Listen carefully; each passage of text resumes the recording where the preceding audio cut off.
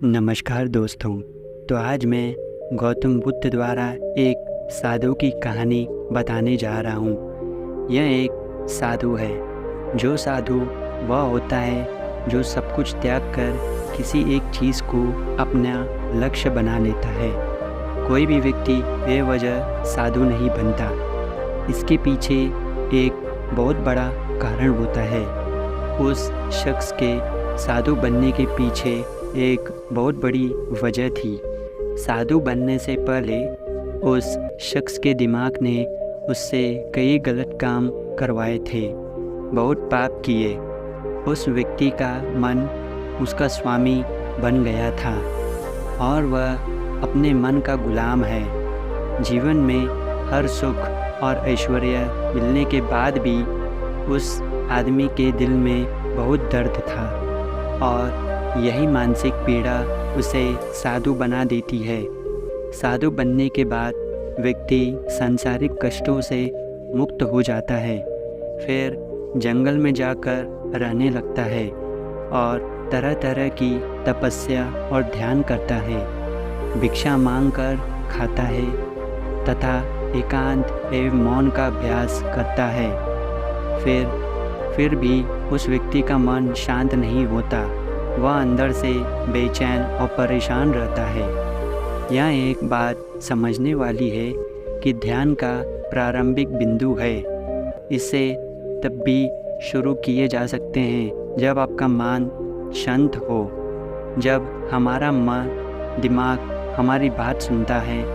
लेकिन उस साधु का मन न तो शांत था और न ही उसकी बात सुन रहा था और उस साधु के मन में यह बैठ गई थी कि मन को वश में करना असंभव है। लेकिन फिर एक दिन उस साधु की मुलाकात एक शख्स से होती है जो न तो साधु है और न ही ज्ञानी।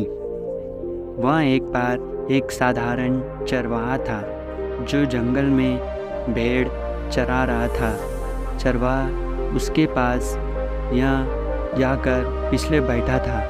फिर वह कुछ ही बात से परेशान दिख रहा था। चरवाहा उसके पास आता है और पूछता है कि क्या मैं आपकी कुछ मदद कर सकता हूँ? आप बहुत परेशान दिख रहे हैं। मैं पिछले कई दिनों से देख रहा हूँ कि तुम बहुत बेचैन हो। अगर आप चाहते हैं तो मैं आपकी मदद कर सकता हूँ। चरवाहे की बात सुनकर साधु कहता है कि तुम मेरी कैसी मदद कर सकते हो? आप एक सांसारिक व्यक्ति हैं जो अपनी माया में लिप्त रहता है। यह सुनकर चरवाहा साधु से कहता है कि मैं आपकी मदद कर सकता हूँ। मैं अपने मन को नियंत्रित करना जानता हूँ। चरवाहे के मुख से यह बात सुनकर तपस्वी ज़ोर ज़ोर से हंसने लगता है और कहता है कि तुमने क्या कहा? तुम अपने मन को वश में करना जानते हो? मैं सब कुछ छोड़कर जंगल में आ गया, फिर भी मैं अपने मन को गुलाम हूँ और आप कह रहे हैं कि आप इसे वश में कर सकते हैं। शेफर्ड का कहना है कि मन को नियंत्रित करने के लिए सब कुछ छोड़ना ज़रूरी नहीं है, न ही जंगल में रहना ज़रूरी है। केवल एक ही चीज़ है जिसे छोड़ना सबसे महत्वपूर्ण है। और तपस्वी चरवाहे से पूछता है कि वह कौन सी चीज़ है। जो चरवाहे तपस्वी से कहता है कि यह बात झूठी है। आज तक हमारे पास जो भी जानकारी है उसे हमारे दिमाग का निर्माण किया है। साधु ने चरवाहे से पूछा कि यह कैसा है, तो चरवाहा बताता है, मान लीजिए कि आपने आज तक अपने शरीर में कभी सेब नहीं खाया है। आप सेब के स्वाद से बिल्कुल ही नहीं जानते और वह आप स्वाद बहुत ही अनजान है। तो क्या आपको कभी सेब खाने का मन हो सकता है?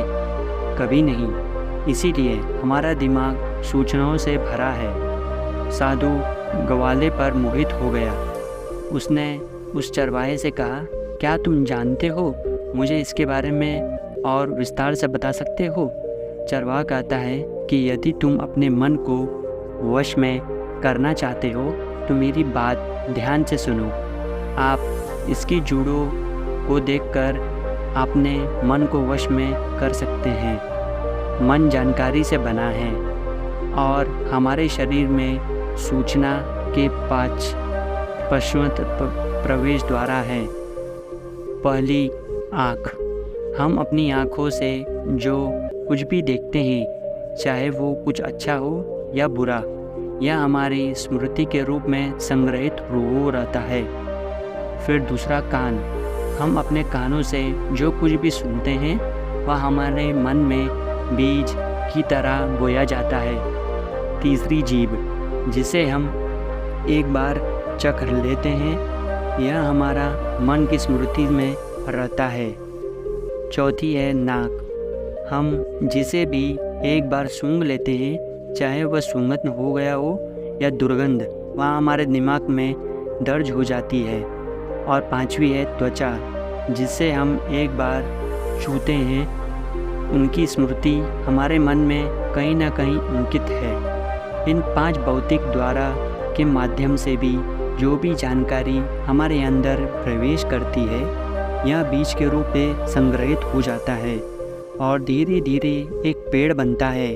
हमारा मन मिट्टी की तरह है जिसमें बीज बोए जाते हैं और हमारी बुद्धि किसान की तरह होती है। यदि हमारी बुद्धि गलत सूचनाओं के बीज को सही सूचना का बीज समझकर उगाएगी, तो भविष्य में जब यह पेड़ बनेगा तो बुरा फल देगा। आपका मन आपके नियंत्रण में नहीं है, क्योंकि आपने पहले से ही अपने मन में गलत बीज रखे हैं और अब वे बीज बड़े पेड़ बन गए हैं। तपस्वी चरवाहे से पूछता है कि अब मुझे क्या करना चाहिए, क्योंकि अब तक मैंने बहुत सारे गलत बीज बोए हैं और मैं उन्हें उखाड़ नहीं सकता। चरवाहा तपस्वी से कहता है कि अब तक आपने अनजाने में गलत बीज बोए रहे थे, लेकिन अब जानबूझकर सही बीज बोना शुरू कर दे। फिर अंदर हज़ारों बीज गलत हैं, तो क्या हुआ? अब लाखों सही बीज उगाने के लिए तैयार हो जाइए। आपको बस ध्यान देना है कि इन 5 दीवारों से कौन सी जानकारी आपके अंदर जा रही है और जो जानकारी भेजी जा रही है क्या वह सही है या नहीं। साधु पूछता है कि ऐसा सब तक कब तक करना होगा? वह चरवाहा कहता है, सारी ज़िंदगी। जिस तरह आप हर दिन अपने पेट को अच्छा खाना देते हैं, इसी प्रकार ये उसी दिन आपको अपने दिमाग को भी अच्छा भोजन देना होगा। फिर यानी सही जानकारी और सही विचार हमारे पास जीवन में हर दिन हर पल आपके पास 2 विकल्प होंगे, जिनमें से एक आपके लिए सही होगा और दूसरा गलत, लेकिन आपको हर बार सही विकल्प चुनना होगा।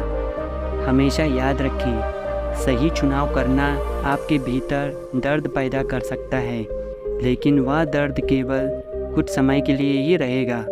आपको हर बार सही को ही चुनना होगा।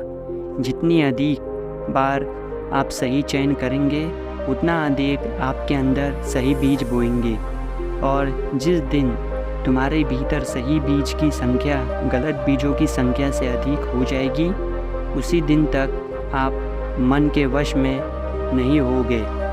लेकिन उस दिन के लिए आपको आज से ही अपना प्रयास जारी रखना होगा। वह साधु उस चरवाहे की बात समझ जाता है, लेकिन दोस्तों, क्या आप समझ पाएँ कि आपकी ज़िंदगी में आपको कैसे बीज बोने हैं और सही और गलत का निर्णय कैसे लेना है? और क्या हम यह बीज अब जानबूझकर सही बोना चालू करें, ताकि हम अपने ज़िंदगी में सही फैसले और सही और गलत कार्यों के बीच का अंतर लगा सकें? तो दोस्तों, उम्मीद करता हूँ कि आपने इस कहानी से बहुत कुछ सीखा होगा, और अच्छा लगा तो आप हमें कमेंट करके नीचे ज़रूर बताइए, और अगला वीडियो आपको किस विषय पर चाहिए वो भी हमें कमेंट करके नीचे ज़रूर बताइए।